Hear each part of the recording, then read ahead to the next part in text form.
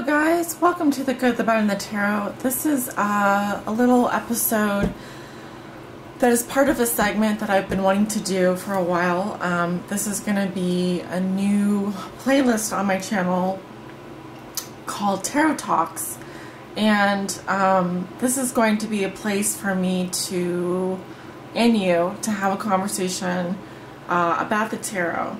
And what I hope to do here is just address things as they come up regarding tarot, and it can be anything really.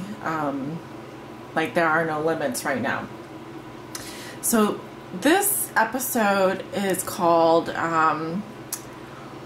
What Frame of Mind Should I Be In When I Get a Tarot Reading? And why I want to talk about this is because, first of all, getting a tarot reading, it can be a scary thing if you've never had one before. And that is because you're literally looking at your fate. You're looking at your destiny as it is right now. Knowing that as humans we all have free will, we can change our destiny at any time. Sometimes it is scary to look in the mirror and to really see things as they are, but that is what you're getting when you get a tarot reading. You are literally getting a bird's eye view of your energy, the things that you need to know right now that are going on around you, things that might be coming up in the future, things that have happened in the past, certainly things going on in your present situation, and what may be your challenges or hindrances during this time period. And so it can be very scary to look at those things if you've never had a tarot reading before, or if mentally you are not in a place where you are able to handle that information.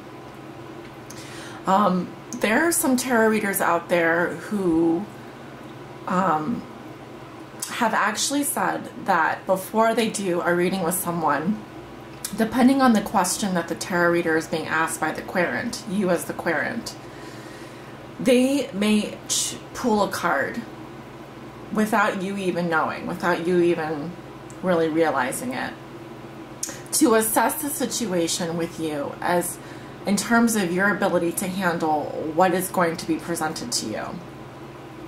There are some people that have come to get readings in the past for me, and I've actually never had one of these situations before where I've never declined anyone a reading. Let me just say that I've never declined to read for anyone because I didn't think they could handle it. But the reason why I'm putting this out there is because you as a querent should be aware of the fact that when you come to get a reading, your mental state is something that you are responsible for. And I'm simply here to tell you that, to give you some guidelines as to when is a good time to get a reading. It is not a good time to get a reading if you are in the middle of a stressful situation where you are literally breaking down at the seams and your environment is chaotic, you can't think straight, and you don't have any time for yourself. I can tell you right now, I would not do a reading for myself. Well, I could do a reading for myself in that situation, but I promise you, whatever the cards say, I'm probably not even going to be able to process that information effectively. So the reading's going to be accurate, but going back to your mental state, how are you absorbing this information? Are you able to look at it objectively?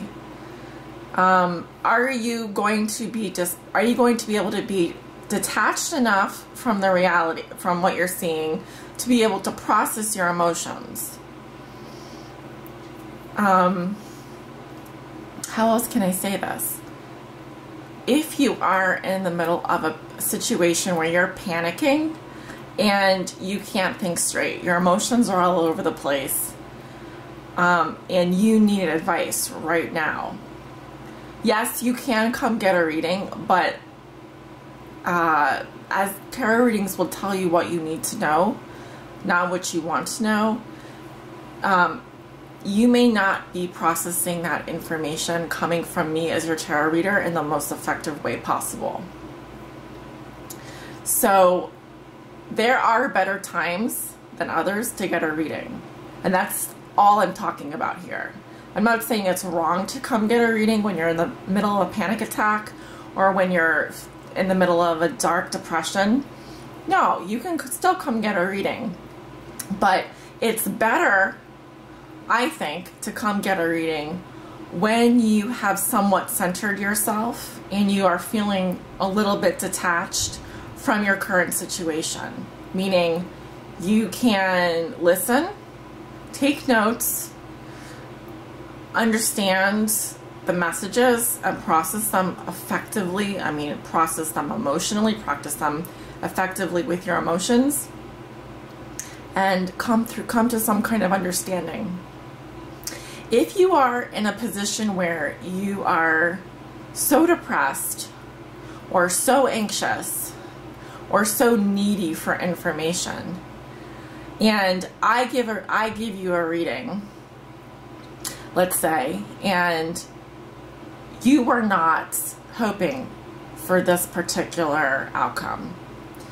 You had put so much effort into building yourself up in terms of what you were expecting to hear, because you're going through this difficult transition, that you disregard the entire reading and think, well, none of this makes sense to me. I resonated with maybe a third of what you're talking about, because probably a third of that has already happened to you, and the other 2/3 haven't happened to you, but it's not what you were hoping to hear.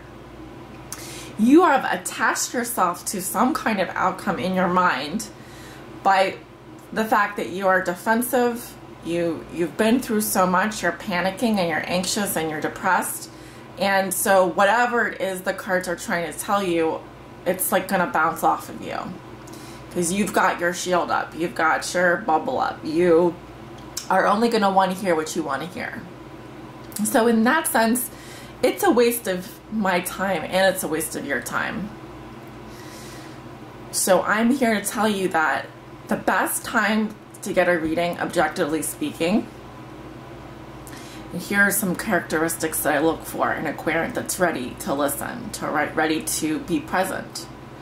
One is that you're centered. You're in a calm, centered place. You're in a quiet location. You can focus on me as your tarot reader. You can focus on opening up your energy to me so that I can read your cards effectively.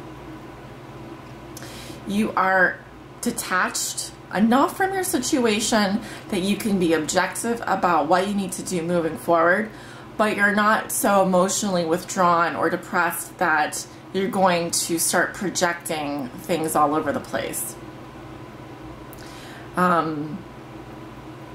Also, if I am doing a reading for you and you come to me and all of your questions are about somebody else, you have to know that the starting point for a tarot reading is always with the querent, your energy. So right off the bat, if you're coming to me for a reading and all of your questions are about somebody else, that tells me that you are perhaps deflecting a lot of energy away from yourself, in terms of maybe even like avoiding having your energy read. Because the first thing that I do as a tarot reader is I read your energy with the cards. I mean, even if I am reading for somebody else in your life, it always comes back to you, right? Also, I'm going to add some tips at the bottom of this video. When you come for a reading, doesn't matter if it's a recorded reading or a private reading, a live reading, whatever. There are certain ways that you can phrase questions, because questions like, will my hair be blue tomorrow? Will my boyfriend surprise me with a present next week? I can answer those questions for you, but is it really an effective use of your time and my time? So just something to consider. I take what I do very seriously. I mean, I'm playful and humorous and all that, and but I will flat out tell you if I think that maybe that question is worth your time knowing. Is it worth knowing that question? Also, there are different ways you can ask questions. The more open-ended you are, the more open about your questions, and the less judgmental you are, the better your outcome is going to be. Because the tarot, it doesn't know, it doesn't assume anything. It doesn't. So if you come to me with a question like, you know, my aunt is causing a lot of trouble in the home right now, and she's responsible for this, that, and the other thing. What is the best way for me to approach her about this situation? That is an example of a question that releases any kind of judgment, or it doesn't project any kind of negative outcome. When you ask a question and you already assume that there's a negative outcome, it'll sound like this. What's the best way for me to, no, it would be like this. My aunt has been causing a lot of trouble, and what's the best way for me to tell her that she has to leave by tomorrow? She has to move out by tomorrow. So you're already assuming that she has to move out by tomorrow. You're already assuming that she's not going to be helpful to you and there are no other options. Zoom out a little bit and say, what is the best way for me to approach this situation? What are my options in this situation? What do I need to know about the situation that's going to help me move forward? See how I reframe that question? That's what I'm looking for in terms of a querent coming to me with a question. The more open you are, the less judgmental you are, and the more open to possibilities you are, asking for guidance, the better your results are going to be. So I hope this makes sense. And again, this is just something that I've wanted to talk about for a really long time. And if you guys have any suggestions about topics, leave them below. I look forward to reading them. I read all my comments, by the way. So thank you for those of you who leave comments on my channel. Yeah, so thanks for joining me today and for listening. Take care.